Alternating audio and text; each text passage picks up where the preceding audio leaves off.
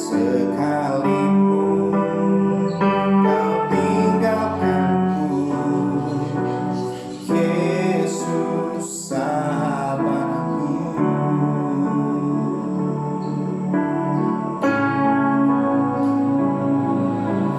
Betapa ajaib dan dahsyat Tuhan kejadianmu.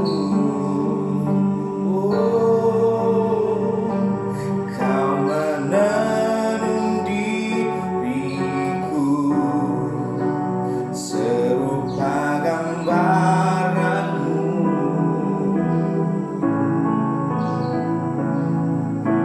Sungguh berharga di matamu Tuhan kehidupanku. Kau membawa hatiku mendekat era dengan hatimu. Ku mengangkat wajahku, memandang keindahanmu, Yesus. Syukur bagi kesetiaanmu di sepanjang hidupku. Teguh angkat tanganku ke tata kasih dan karuniamu. Dan sekalipun kau tinggalkanku, Yesus sahabatku.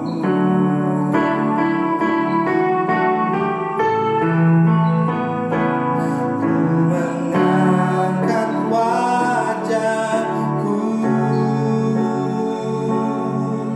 memandang keindahanmu, Yesus.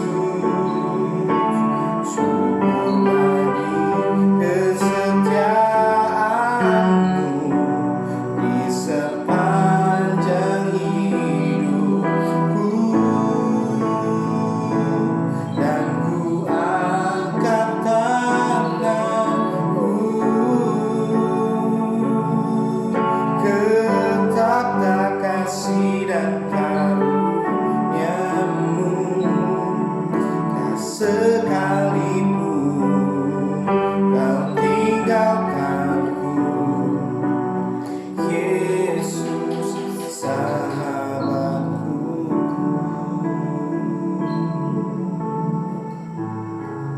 Shalom, selamat pagi. Hari ini kita akan membicarakan sedikit firman Tuhan untuk renungan kita untuk pada minggu ini. Saya percaya bahwa di dalam keadaan hari ini yang begitu merumitkan, dalam keadaan hari ini yang begitu membimbangkan, saya mengajak untuk sedang jemaat Tuhan untuk selalu lebih menjaga kebersihan, menjaga pergaulan maupun pergi kemana-mana tempat, ya, karena keadaan sekarang yang begitu membimbangkan. Kena jaga kebersihan, kena selalu cuci tangan dan sebagainya. Dan kita yang penting adalah kita ikut perintah apa yang sudah disarankan oleh kerajaan kita.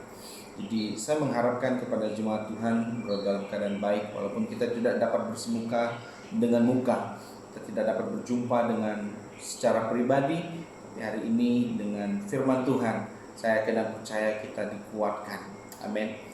Hari ini saya membawa firman Tuhan yang dipetik di dalam Injil Matius pasal 14 ayat 34 dan hingga yang ke-36. Firman Tuhan berkata, tajuk dasar di atas yaitu Yesus menyembuhkan orang-orang sakit di Genesaret.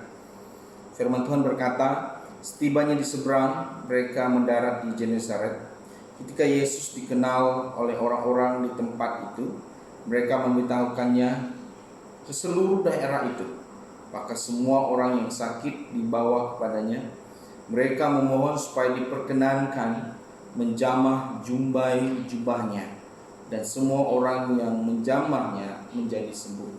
Hari ini firman Tuhan mengajar kita dan coba membantu saya dan saudara supaya dikuatkan, diteguhkan bahwa penyembuhan itu datangi daripada Tuhan Yesus. Amin.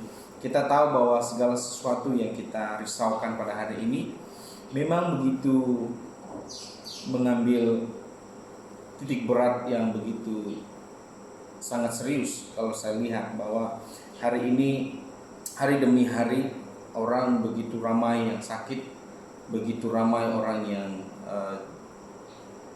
jatuh di dalam krisis ini. Dan saya percaya pada hari ini saya mau kita melihat sama-sama bahwa ketika Yesus datang di Genesaret, apa yang berlaku saudara, apa yang terjadi di tempat itu adalah di mana ada orang-orang di Genesaret yang menjadi sembuh karena melihat Yesus dan percaya pada Yesus. Hari ini saya juga mau mengajak kita supaya kita juga percaya selama beberapa waktu ini, dalam 2 minggu ini, dalam tempo untuk kita menjaga kita punya pergerakan ya, seperti mana yang sudah diarahkan pada kita semua. Bahkan gereja-gereja hari ini juga harus tidak melakukan ibadah di dalam gereja namun secara online ya. Tapi hari ini saya mau kita melihat bahwa apa yang menjadi poin utama ketika Yesus datang di Genesaret adalah untuk menyembuhkan orang-orang yang ada di sana. Apakah Yesus tidak mengetahui bahwa orang-orang di sana tidak sakit? Saya percaya Tuhan tahu, karena Dia adalah Allah yang hidup, karena Dia adalah Allah yang mengetahui segala hal. Maka Dia datang di tempat itu untuk menyatakan bahwa Dia adalah Tuhan, Sang Penyembuh, Sang Pemulih yang boleh menyembuhkan kehidupan saudara, kehidupan orang-orang yang ada di sana pada waktu itu. Nah, hari ini satu tema yang saya ingin kongsikan kepada kita yaitu Yesus Penyembuhku. Yesus Penyembuhku, satu deklarasi ataupun satu penyataan yang saya mau katakan kepada saudara dan saudari, ibu bapak dan semua kita, adalah kita mengistiharkan Yesus dalam hidup kita, bahwa Dia adalah penyembuh saya dan saudara. Amin. Siapapun sakit pada hari ini, kita percaya dan yakin bahwa Yesus satu-satunya pengharapan besar di dalam kehidupan kita.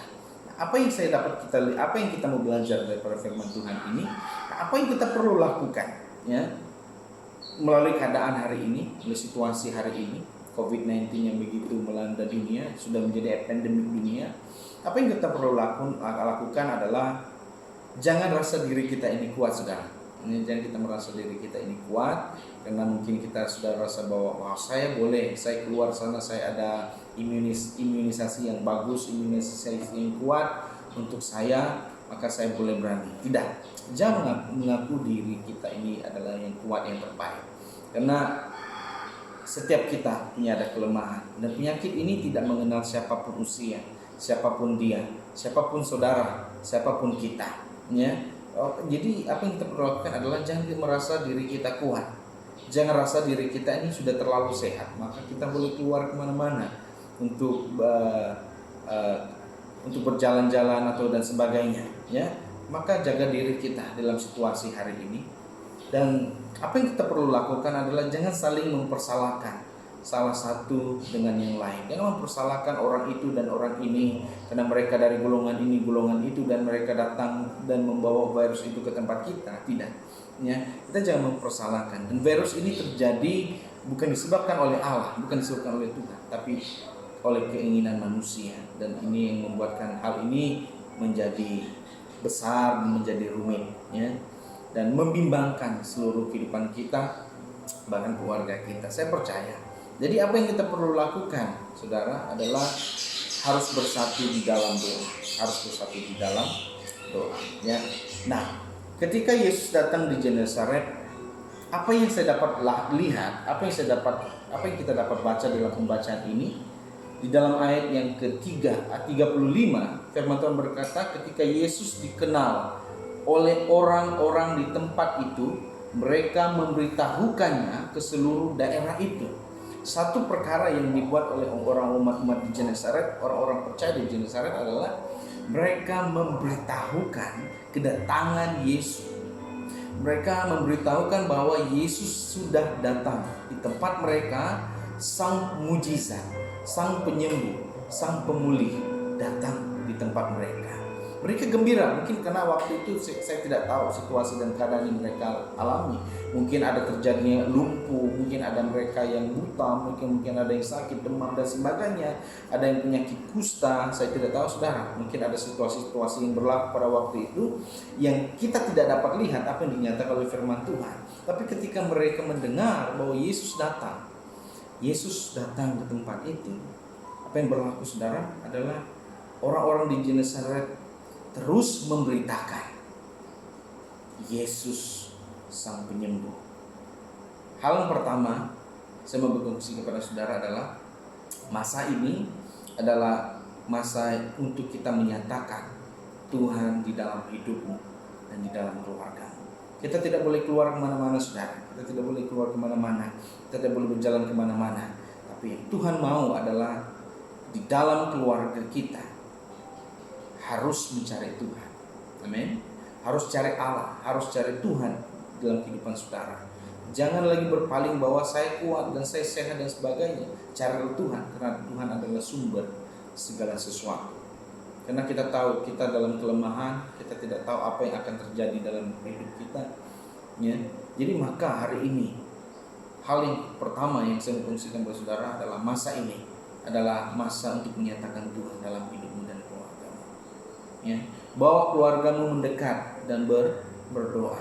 Ketika di Taman Getsemani, Yesus sedang berhadapan dengan penghakiman bahwa dia akan naik di atas kayu salib.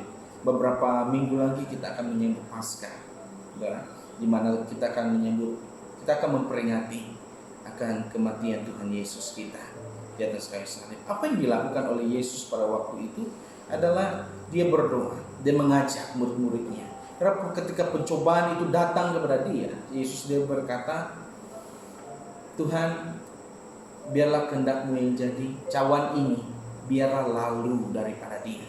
Maksudnya adalah supaya beban itu, semua penghakiman yang dia akan hadapi, dia katakan kalau boleh ini harus lalu, tetapi biarlah kehendak Tuhan yang jadi. Hari ini saya mau mengajar, dan firman Tuhan mengajar saya dan saudara dan keluarga kita untuk tetap percaya bahwa serahkan seluruh hidup kita, masalah kita, penyakit ini, virus ini yang sedang melanda dunia, bahkan keluarga-keluarga ataupun sahabat-sahabat kita. Hari ini saya mau katakan kepada kita, biar kehendak Tuhan yang jadi. Biar Allah yang bekerja, nyatakan Tuhan di dalam hidup saudara. Satu di dalam iman, menjadi semakin percaya dan kebergantungan pada Yesus. Harus percaya dan bergantung kepada Tuhan. Waktu inilah, saat inilah kita harus mencari Tuhan, harus mencari Allah, harus mencari Yesus. Karena waktu ini genting seperti ini, kita tidak boleh berjalan, kita tidak boleh kemana-mana dan sebagainya. Waktu ini fokuskan pribadimu, bawa Tuhan Yesus untuk bekerja dalam keluarga kita, bahkan di tempat ini maupun yang ada di Malaysia. Jadi teruslah percaya dan percaya. Dan yang kedua, apa yang saya mau kongsikan kepada kita, yang terakhir yang saya kongsikan kepada saudara, ibu-ibu dan bapak-bapak, adalah yang kedua, mengistiharkan kesembuhan terjadi di Malaysia. Amin. Mengistiharkan kesembuhan terjadi di Malaysia. Imani sungguh-sungguh bahwa Yesus mampu menyembuhkan seperti mana orang yang terjadi di Genesaret. Apa yang berlaku kepada mereka? Mereka menjadi sembuh. Apa yang mereka buat adalah mereka berkata kepada Tuhan, izinkan kami menyentuh jubah-Mu saja Yesus. Hari ini Yesus mau kita mencari Dia supaya kesembuhan itu terjadi. Bahkan pemulihan, mukjizat Allah terjadi, bukan di tempat kita saja, bukan di rumah kita, bahkan di Malaysia. Jubah Allah itu, Tuhan sedang berdiri di depan saudara dan mencari saudara dan mengetuk depan pintu kita untuk mengatakan bahwa mari masuk, izinkan saya bekerja. Maka waktu itu apa yang dilakukan oleh orang-orang di Genesaret, orang-orang percaya di Genesaret adalah mengatakan, Tuhan izinkan saya memegang jubah-Mu. Apa yang berlaku saudara? Mereka menjadi sembuh. Banyak orang menjadi sembuh. Hari ini ada 1.000 orang yang sedang sakit, yang terlantar di hospital. Ada 8 kematian yang sudah terjadi di Indonesia. Ini sangat membimbangkan. Tapi kita sebagai orang-orang percaya, ingat, perlu yakini Tuhan mampu menyembuhkan segala-galanya. Yesus menyembuhkan 1.000 orang yang sakit di hospital karena COVID-19. Amin. Allah mampu, karena Allah kita adalah Allah yang penuh mujizat. Allah kita adalah Allah yang penuh segala kelimpahan dan berkatnya. Maka yakini Tuhan sebagai juru selamat kita. Mari orang percaya, kerahkan imanmu. Jangan hanya menjadi pendengar, tetapi menjadi apa? Pelaku kepada firman Tuhan. Bukan untuk bergerak di luar, tapi mulai saat ini berdiam di rumah, stay at home, supaya kamu tetap berdoa, supaya kamu tetap imani Tuhan mampu bekerja di luar kemampuan saudara dan saya. Berdoa untuk dokter-dokter yang ada, berdoa untuk nurse-nurse yang ada, bahkan pesakit-pesakit yang ada di hari ini di hospital. Ada 1.000 orang yang ada di hospital sekarang yang terlantar. Saya mau kita percaya dan imani dengan sungguh-sungguh, Yesus mampu melakukan segala sesuatu. Amin. Tuhan kita adalah Tuhan yang ajaib. Dia mampu melakukan yang terbaik dalam hidup kita. Kita harus percaya bahwa Tuhan adalah sumber pengharapan saudara. Tetap percaya dan yakini bahwa Tuhan segala-galanya. Hari ini firman Tuhan berkata dalam Efesus, hari ini adalah hari-hari yang jahat. Maka pergunakan waktu ini untuk kita mendekat dan selalu lebih dekat dan intim kepada Tuhan. Pergunakan waktu 1 jam ketika Yesus menjemput anak-anak muridnya. Dia berkata, tidakkah kamu mampu berjaga-jaga dengan saya, berdoa dengan saya 1 jam saja? Maka Tuhan memperingatkan kepada saya dan saudara, hari ini Tuhan menyadarkan supaya kamu punya waktu dan saya punya waktu. Cukup 1 jam untuk berdoa dan yakini Tuhan mampu bekerja. Amin. Hari ini Matius pasal 26 ayat 41 berkata, berdoa dan berjaga-jagalah. Roh memang penurut, tetapi daging kita sangat lemah. Hari ini jangan layani daging-daging itu, tapi lupakan itu dan carilah Tuhan. Hari ini Tuhan memberi kita penglihatan di mana kita kembali ke zaman Mesir, di mana 10 tulah diberikan. Saya juga dapat membayangkan 10 tulah yang sudah terjadi berapa ribu tahun yang lalu ketika zaman Musa. Tapi Tuhan mengizinkan hal itu terjadi, maka banyak orang Israel dibebaskan dan dilepaskan. Hari ini tidak yang mustahil, hanya 1.000 orang yang sakit maupun ada beberapa lagi orang yang sedang dijangkiti, tapi Yesus mampu menyembuhkan. Yesus mampu memulihkan segala sesuatu. Hari ini saudara, Efesus pasal 6 ayat 18 berkata, dalam segala hal, dalam segala doa dan permohonan, berdoalah setiap waktu di dalam roh, dan berjaga-jagalah di dalam doamu itu dengan permohonan yang tak putus-putusnya untuk segala orang kudus. Tetaplah berdoa untuk semua orang di kiri kananmu. Tetaplah berdoa untuk siapapun sahabatmu, baik dia itu orang percaya maupun tidak percaya. Tetaplah andalkan Tuhan, maka Allah akan bekerja di atas kehidupan saya dan saudara, keluarga kita, bahkan tanah di atas Malaysia ini. Bapa di sorga, kami bersyukur untuk kesempatan kami mendengar firman. Ajari kami untuk lebih kuat dan setia, agar kami terus percaya dan berharap kepada Tuhan Yesus kami. Dalam nama Yesus Tuhan dan Juru Selamat kami, kami satukan doa kami di dalam nama Yesus yang menjadi Tuhan dan Juru Selamat kami berdoa. Haleluya.